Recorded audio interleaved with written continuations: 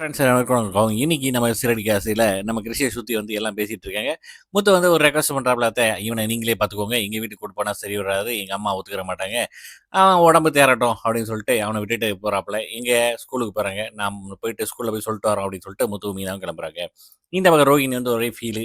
ஏன்னா மகன காணலையே அப்படின்னு சொல்லிட்டு ஒரே ஃபீலா இது பண்ணிட்டு இருக்காப்ல. அந்த நேரம் பார்த்தீங்கன்னா, நம்ம முத்துவோட கார் வருது. "இவன் எதுக்கு இங்க வரான்?" அப்படின்ட்டு சொல்றாப்ல. சரின்ட்டு முத்து, மீனாவும் நேரா இன்சார்ஜ பார்த்துட்டு, இந்த மாரி கிரிஷ்ங்கிற பையன் வந்து தப்பிச்சு வந்தான். எங்க கார்ல ஏறுனான். நாங்க தான் காப்பாத்தி வச்சிருக்கோம் அப்படின்னு சொல்ல, ஐயா! நல்ல வேலையா போச்சு. நாங்களும் அவன தான் தேடிக்கிறோம் அப்படின்ட்டு இன்சார்ஜ் சொல்றாப்ல.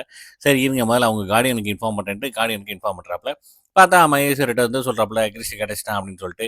சரி உடனே வாங்க அப்படிங்கிறாப்ல. சரின்ட்டு அவங்களும் வர்றாங்க.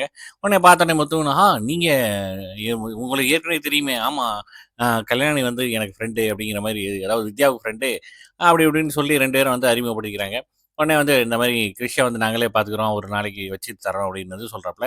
உடனே இங்கிட்டு நம்ம மகேஸ்வரி இப்போ ரோஹிணிட்ட கேட்குற மாரி கேட்டு, சரி ஓகேன்னு பெர்மிஷன் வாங்கிக்கிறாங்க. அங்க இன்சார்ஜ்ட்ட வந்துட்டு சொல்லிட்டு போறாங்க. நான் இந்த மாரி அவன் உடம்பு சரியில்லாம இருக்கான். அன்னைக்கு ஒரு நாள் வச்சுட்டு தர்றேன் அப்படிங்கிறேன். அதுக்குள்ள ரோஹிணி வந்து வீட்டுக்கு வந்து ஒரு பிளான் பண்றாப்ல. எப்படியாவது அங்க இருக்கக்கூடாது அவங்க அம்மா வீட்ல அப்படின்னு சொல்லிட்டு, இந்த மாரி வீட்ல வந்து விஷயத்த எல்லாத்தையும் உடைச்சு விட்றாப்ல.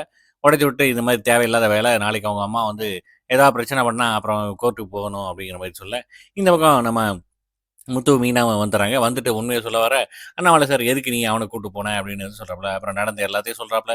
சொல்லி பார்க்குறாப்ல. இந்த மாரி அவன் ரொம்ப இதாகி போயிருக்கான். மறுபடியும் இங்கேருந்து ஓடி போயிட்டான்னா என்ன பண்றது? மறுபடியும் ஸ்கூல்ல கொண்டு போய் விட்டனா ஓடி போயிட்டான்னா என்ன பண்றது? அவனுக்கு பாவம் அம்மா இல்லாத பிள்ளைங்க வந்து என்ன மாரி கஷ்டத்த அனுபவிக்கணும்னு எனக்கு தெரியும் அப்படின்னு சொல்றாப்ல. உடனே விஜயா ஆன்டி முகத்துல வந்து ஒரு மாரி சோக ஃபீல் ஆகுது.